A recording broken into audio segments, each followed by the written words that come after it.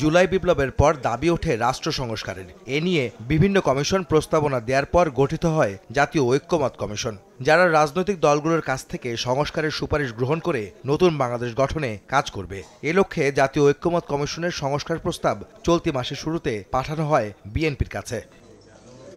এ বিষয়ে বিস্তারিত তুলে ধরতে শীর্ষ নেতাদের সঙ্গে নিয়ে শনিবার সকালে গুলশানে দলের চেয়ারপারসনের কার্যালয়ে সংবাদ সম্মেলন করেন বিএনপি মহাসচিব মির্জা ফখরুল ইসলাম আলমগীর। বেশ কিছু সুপারিশের সঙ্গে দ্বিমত পোষণ করে তিনি বলেন, সংবিধানের প্রস্তাবনার মতো অতি গুরুত্বপূর্ণ বিষয় সংস্কার কমিশনের সুপারিশে থাকলেও তা রাজনৈতিক দলের কাছে পাঠানো স্প্রেডশিটে উল্লেখ করা হয়নি।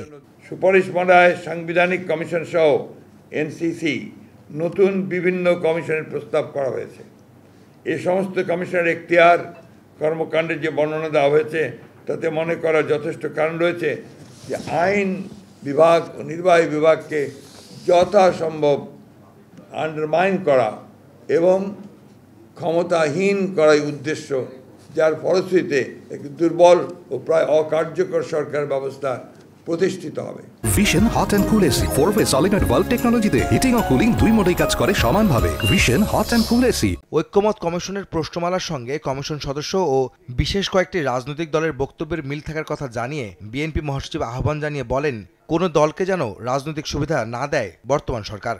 জাতীয় ঐক্যমত্য কমিশনের স্প্রেডশিটের অবস্থা এবং কমিশন সদস্যদের বিভিন্ন সময়ের বক্তব্য ও বিশেষ কয়েকটি রাজনৈতিক দলের বক্তব্য বিবৃতির মধ্যে মিল পাওয়া যায়, যাতে জনমনে প্রশ্নের জন্ম দিতে পারে যে সকল বিষয়গুলো যেন একটি পূর্ব নির্ধারিত কর্ম পরিকল্পনার অংশ, যা গণতন্ত্রের স্বার্থের পক্ষে কিনা সেটা বলা মুশকিল।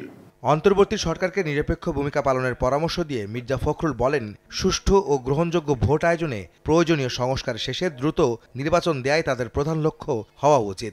অন্তর্বর্তী সরকারকে সর্বোচ্চ নিরপেক্ষতার অবস্থান বজায় রাখতে হবে। কোনো মহলকে রাজনৈতিক ফায়দা হাসিলের এজেন্ডা যেন সরকারের কর্মপরিকল্পনার অংশ না হয় সেদিকে সজাগ দৃষ্টি রাখতে হবে।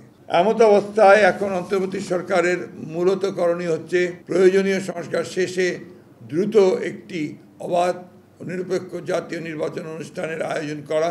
রোববার জাতীয় ঐক্যমত কমিশনের কাছে বিএনপি তাদের মতামত ও পর্যবেক্ষণ জমা দেবে বলেও জানান মির্জা ফখরুল ইসলাম আলমগীর। আহমেদ সালেহীন, সময় সংবাদ, ঢাকা।